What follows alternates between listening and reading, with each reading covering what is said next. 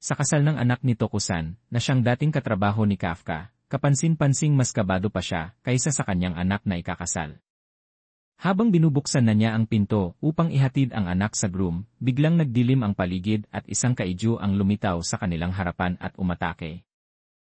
Kasabay nito, nagpakita rin ang napakaraming kaiju sa iba't ibang bahagi ng Tokyo, sa Wakabayashi, Asakusa, Mount Takao, Shibakoen, at marami pang iba. Nagulat ang Defense Force at hindi nila alam kung kakayanin pa nila ang sabayang pag-atake. Habang nagtatangkang tumakas ang mag-ama, muling umatake ang kaiju. Sa hindi inaasahang pangyayari, natangay palayo ang anak ni Tokusan. Nagkatitigan ang kaiju at ang babae, at agad nitong dinaganan ang mga paa ng anak. Sa desperasyon, kinagat ni Tokusan ang sariling braso upang makuha ang atensyon ng halimaw. Ngunit hindi siya pinansin ng kaiju, at sa halip ay mabilis na gumalaw upang kainin ang kanyang anak. Sa huling segundo, dumating si Captain Narumi at mabilis na pinaslang ang kaiju. Kasabay nito, nakarating na rin ang iba pang miyembro ng Defense Force sa iba't ibang lugar kung saan nagpakita ang mga halimaw.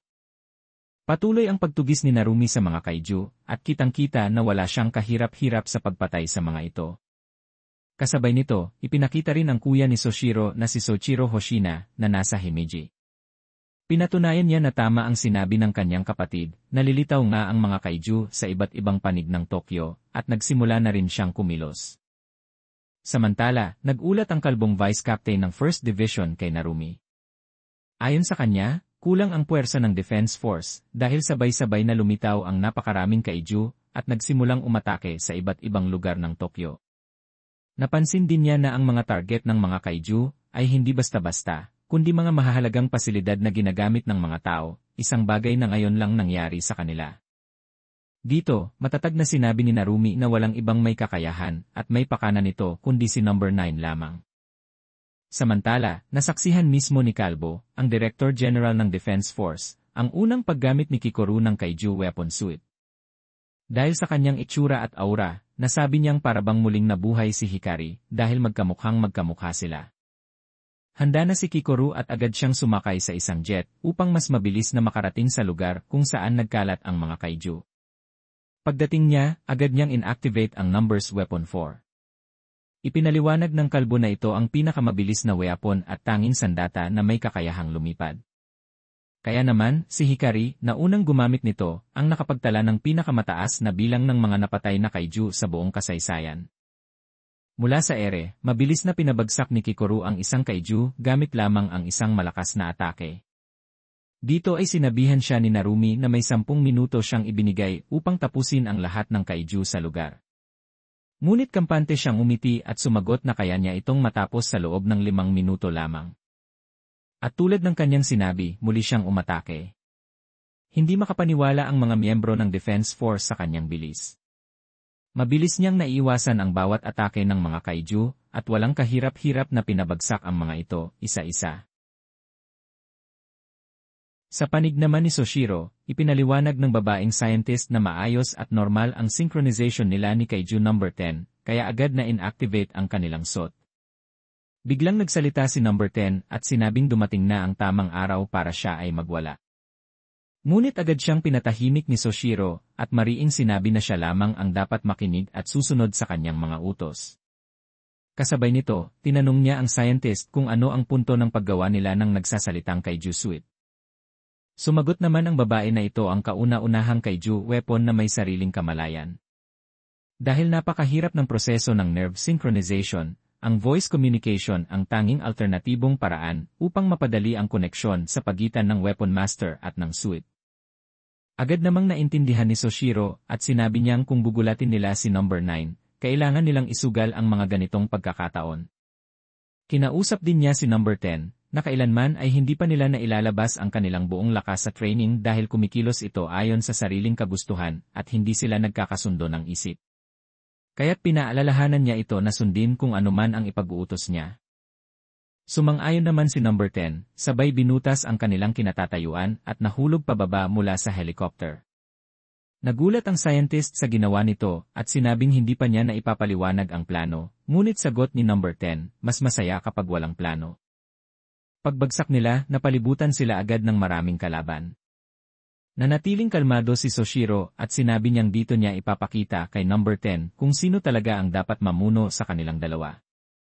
Napansin ni Soshiro na mas kaunti ang kaiju sa kaliwang bahagi, kaya doon niya unang pinili ang direksyon ng kanyang pag-atake.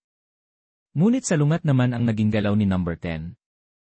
Sa likod ni Soshiro, isang kaiju ang nagbabadya ng atake.